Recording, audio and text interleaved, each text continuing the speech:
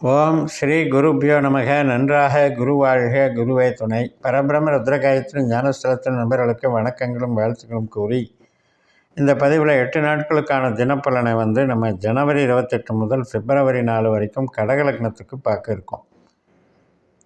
இந்த ஜனவரி 28 செவ்வாய்க்கிழமை நம்முடைய கடகலக்னத்திற்கு 6ஆம் இடமான தனுசு ராசியில் சந்திரன் உத்திராட நட்சத்திரத்தில் பயணிக்கிறார். காலையில் 8:58.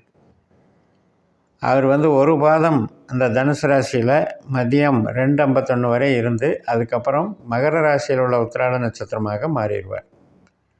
அப்போ கடகத்துக்கு 6ல் இருக்கிற சந்திரன், 7ல் இருக்கிற சந்திரன் சூரியனை போல செயல்படுகிறது. சூரியனும் சந்திரன் நட்சத்திரத்தில் அதே மகர ராசியில் திருவோணத்தில் இருக்கிறதுனால அந்த 7ஆம் இடம் அப்படிங்கிறது நமக்கு கஸ்டமரை குறிக்குது, மற்றும் நம்ம கணவன் மனைவி உறவை குறிக்குது, 2வது குழந்தையை குறிக்குது, நமக்கு உண்டான பேங்கிங் ஒர்க்ஸு, கான்ட்ராக்ட் ஒர்க்ஸு இதையெல்லாம் குறிக்குது. நல்ல பலன்களை கொடுக்கக்கூடிய அமைப்பு, தொழில் பலம், அங்கீகாரம், வளர்ச்சி எல்லாமே சிறப்பாக இருக்கும். ஜனவரி 29ஆம் தேதி புதன்கிழமை திருவோண நட்சத்திரம். சூரியனும் திருவோண நட்சத்திரத்தில் இருக்கார், சந்திரனும் திருவோண நட்சத்திரத்தில் இருக்குது. காலையில் 8:20க்கு ஸ்டார்ட் ஆகுது. இந்த சூரியன் சந்திரன் சேர்க்கை பலன், அதான் அமாவாசை சொல்லுவோம் இல்லையா, இந்த சூரியன் சந்திரன் சேர்க்கை பலனை தர்றார். அதே நேரத்தில் சந்திரனுடைய இன்னொரு நட்சத்திரம் ரோகிணியில் குரு இருக்கார், லாபஸ்தானத்தில். அப்போ குரு சந்திர யோகமும் 7-11 ஏற்படுறதுனால இது ஒரு நல்ல சுப விளைவு. இதை எப்படி எடுத்துக்கணும்? நம்ம கான்ட்ராக்ட் ஒர்க்குக்கும் நல்லா இருக்குன்னு எடுத்துக்கலாம், அதே போல் உறவுகள் சார்ந்த விஷயத்துக்கும் நல்லா இருக்குது. இப்போ ஒரு திருமண வரன் பார்க்குறது, குழந்தைகள் சம்மந்தப்பட்டது, கல்வி, மகிழ்ச்சி, கல்வி சார்ந்து எல்லாத்துக்குமே நல்லது பண்ணும். நம்மளுக்கும் சரி, குழந்தைகளுக்கும் சரி, சகோதர சகோதரிகளும் சரி, ரொம்ப நன்மைகளை ஏற்படுத்தும். அதனால் ஒரு ஆராய்ச்சி கல்வி, உயர்கல்வி இதுக்கெல்லாம் நல்லது நடக்கும். பாசம், நேசம், பூர்வீக சம்மந்தப்பட்ட டெவலப்மெண்ட்ஸு இது எல்லாத்துக்குமே சிறப்பாக இருக்கக்கூடிய நல்ல நாள். ஏன்னா நமக்கு லக்னாதிபதியே சந்திரன். அந்த லக்னாதிபதியினுடைய நட்சத்திரம் சந்திரன் சந்திரனாகவே பலம் பெறும்போது ஈடுபாடு அதிகமாக இருக்கும். பட் ஒரு சில பேருக்கு நம்ம பாஸ்கர் அஸ்ட்ராலஜி சிஸ்டத்தில் நம்ம ஜாதகத்தை கணித்து பார்க்கும்போது உபநட்சத்திரம், அதாவது 8ஆம் பாவம் 12ஆம் பாவம் உபநட்சத்திரமாக சந்திரன் வந்துடக்கூடாது. அப்படி வந்தவர்களுக்கு மட்டும் இன்றைக்கி ரொம்ப எச்சரிக்கையாக இருக்கும். ஏன்னா எந்த ஒரு நபருக்குமே 8ஆம் பாவ 12ஆம் பாவ புத்திநாதன் அப்படின்னு சொல்லக்கூடிய அந்த உபநட்சத்திரம் நிச்சயமாக அந்த நட்சத்திர நாட்களில் நம்ம ரொம்ப கவனமாக இருக்கணும். பொது காரியங்களில் ஈடுபடக்கூடாது. அதுலேயும் சந்திரன் அந்த மாதிரி வரும்போது 8-12 வரும்போது ஜென்ரலாகவே அவங்களுக்கு லைஃப் லாங் ஒரு தடுமாற்றம், மனசஞ்சலங்கள், மனம் வீக்காக இருக்குங்கிறத அது சந்திரன் குறிப்பிடுது. ஸோ அது நம்ம பேசிக்காக நம்ம ஜாதகத்தை கணித்து பார்த்து தான் அது தெரிஞ்சிக்க முடியும். ஜனவரி 30 வியாழக்கிழமை அவிட்ட நட்சத்திரம், செவ்வாயினுடைய நட்சத்திரம். செவ்வாய் நமக்கு 12ஆம் இடத்துல வக்ரகதியில் குருவனுடைய நட்சத்திரத்தில் இருக்கார், புனர்பூசத்தில். சுக்கிரனுடைய உபநட்சத்திரத்தில் இருக்கார். சுக்கிரன் நமக்கு 8ல் இருக்கார். அப்போ 12ல் செவ்வாய், 8ல் சுக்கிரன். சுக்கிரன் வேறு நமக்கு சனியோடு சேர்ந்துட்டார் பூரட்டாதியில். அப்போ 8-12 சுக்கிரன், சனி, செவ்வாய் ஒரு பார்வை சுப பார்வையாக இருந்தாலும் அசுப கிரகங்கள்னு எடுத்துக்கணும், அசுப ஸ்தானங்கள்னு எடுத்துக்கணும். அப்போ அசுப ஸ்தானங்களை இந்த சுப பார்வை கெட்டதை நல்லது பண்ணிடும், கெட்டதை நல்லா செய்யும்னு அர்த்தம். அப்போ கொஞ்சம் விபத்துகளோ அல்லது பொருள் பாதுகாப்புலேயோ கவனம் செலுத்துங்க. நம்ம செய்யக்கூடிய செயல்பாடுகளில் மிஸ்டேக் வராமல் பார்த்துக்கணும், கொஞ்சம் கவனமாக இருந்துக்கணும்.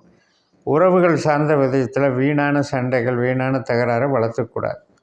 இன்றைக்கி நாள் அமைதியாக இருந்துட்டோம்னா அந்த நட்சத்திரம் தாண்டிட்டால் கொஞ்சம் ஃப்ரீ ஆகிடும். அதனால் கோபப்படுறதோ டென்ஷன் வர்றதோ வரும், ஆனால் அந்த வர்றதை நம்ம டைவர்ட் பண்ணிக்கணும். ஆர்கியூமெண்ட் பண்ணுறதை அவாய்ட் பண்ணிட்டோம்னா அந்த செவ்வாயினுடைய சனியினுடைய கெடுபலனிலிருந்து நம்ம தப்பிச்சுக்கலாம். ஜனவரி 31ஆம் தேதி சதய நட்சத்திரம். இப்போ நமக்கு 8ல் சந்திரன், 8ஆம் இடத்துல இருக்கிறது தான் உண்மையான சந்திராஷ்டம். அப்போ சதயம்ங்கிறது ராகுனுடைய நட்சத்திரம். ராகு நமக்கு என்ன தான் 9ல் இருந்தாலும் அவர் சனியினுடைய நட்சத்திரத்தில் இருக்கார். அதனால் சனி நமக்கு அட்டம சனியினுடைய பலனை தான் இன்றைக்கி தரப்போகிறாரு. பட் இதில் காப்பாற்றுறது என்னென்னா ராகுனுடைய தொடர்பு கேது கூட இருக்கிறதுனால அந்த கேது வந்து நம்மளை கொஞ்சம் காப்பாற்றுறாரு. சனியினுடைய கெடுபலன்றது கேது வந்து கொஞ்சம் காப்பாற்றுறாரு. அதனால் இன்றைக்கி ஹார்டு ஒர்க்கு நல்லாயிருக்கும். ஒர்க்குனால நமக்கு அப்ரிசியேஷன் கிடைக்கும்.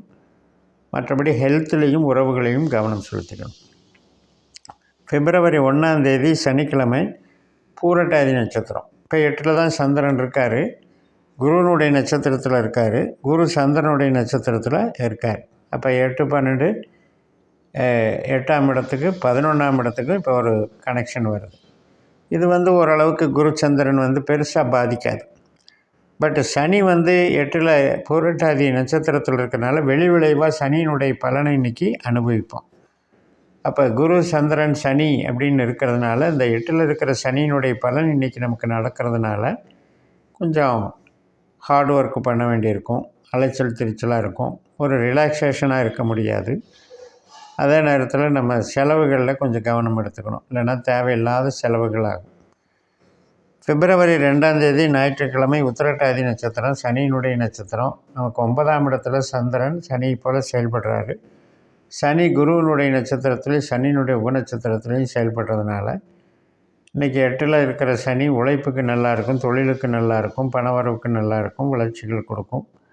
பட் உறவுகளில் சேம் இது தான், கொஞ்சம் கவனமாக பார்த்துக்கணும். கொஞ்சம் வந்து ஆர்கியூமெண்ட்ஸ் பண்ணாமல் விட்டு கொடுத்து போகணும். பிப்ரவரி 3 திங்கட்கிழமை ரேவதி நட்சத்திரம். நமக்கு வந்து 9ல் சந்திரன் போயிடுறாரு. 9ல் வந்து புதனை போல் செயல்படுறார். இப்போ புதன் வந்து நமக்கு சந்திரனை போல் செயல்படுறார். அப்போ 7ஆம் இடத்துக்கும் 9ஆம் இடத்துக்கும் ஒரு பரிவர்த்தனை யோகத்தை புதனும் சந்திரனும் கொடுக்குறாங்க. ஆனாலும் உபநட்சத்திரம் புதனுடைய உபநட்சத்திரம் வந்து சனியாக இருக்கிறதுனால இன்றைக்கும் புதுசாக பார்க்குற நபர்கள், புதுசாக பழகக்கூடிய கஸ்டமர்கள் இது சார்ந்த தேவையில்லாத ஒரு ஸ்ட்ரெஸ்ஸை கொடுக்கும். அதே மாதிரி கணவன் மனைவி உறவுலையும் வாக்குவாதங்களை கொடுக்கும். கொஞ்சம் கவனமாக பார்த்துக்கணும். பேசிக்கலாக நம்ம என்ன புரிகிறோம் அப்படின்னா, அட்டம சனிங்கிறது ஒரு காரணம். அந்த அட்டம சனியினுடைய தொடர்பில் எந்தெந்த கிரகங்கள் வருதோ அந்தந்த கிரகங்கள் சார்ந்து நமக்கு டென்ஷனை கொடுக்கணும், புரிஞ்சுக்கணும். அதே சனியினுடைய நட்சத்திரத்தன்னைக்கு அவரும் வந்து குரு நட்சத்திரத்தில் இருக்கிறனால கொஞ்சம் ரிலாக்ஸேஷனாக இருக்குது. இப்போ நமக்கு திசையே சனி திசை, சனி புத்தி நடந்து கடகலக்கணக்காரர்களாக 8ல் சனி இருக்கவங்களுக்கு இப்போ வந்து அந்த குருனுடைய நட்சத்திரத்தில் இருக்கிறது ஒரு ஆறுதல். பிப்ரவரி 4 செவ்வாய்க்கிழமை அஸ்வினி நட்சத்திரம். மேசராசியில் சந்திரன் நமக்கு 10ஆம் இடமான மேசராசியில் போகிறாரு. கேது வந்து நமக்கு 3ஆம் இடத்துல இருக்கார். கேது சூரியனுடைய நட்சத்திரத்தில் சனியினுடைய உபநட்சத்திரத்தில் இருக்கிறனால இங்கேயும் 8ல் இருக்கிற சனியினுடைய உபநட்சத்திரத்தில் இருக்கிற கேது வந்து ஒரு மெசேஜு அல்லது ஒரு இடமாற்றம், ஒரு சின்ன பிரயாணம், ஒருத்தர்கிட்ட சந்திக்கிறது, பேசுகிறது, தகவல் தொடர்பு இது சார்ந்து ஏதோ ஒரு டென்ஷனை கொடுக்க போகுதுன்னு அர்த்தம். அதனால் இதில் கொஞ்சம் கேர் எடுத்து இருந்துக்கோங்க. அதிகமாக வந்து அதில் கவனம் செலுத்தி ப்ரிப்பேர் பண்ணுறதெல்லாம், மெசேஜ் ப்ரிப்பேர் பண்ணுறதெல்லாம் கரெக்டாக பண்ணி அனுப்புங்க. அதே மாதிரி ஒரு பிரயாணம் போகிறதாகட்டும், இது மாதிரி காரியங்களில் வந்து தேவையில்லாத வெட்டி பிரயாணம் அலைச்சல்னு ஆகிடக்கூடாது இல்லையா? அது சிந்தித்து செய்யுங்கன்னு சொல்லி நிறைவு செய்கிறேன். இந்த சேனலை சப்ஸ்கிரைப் பண்ணி ஷேர் பண்ணுங்கள். உங்கள் தனிப்பட்ட ஜாதக பலாபலன்களை என்னுடைய வாட்ஸ்அப் நம்பரில் தொடர்பு கொண்டு பலன் பெறுங்கள். உங்களிடமிருந்து விடைபெறுகிறேன். உங்கள் ஜெயம்எஸ். நன்றி, வணக்கம்.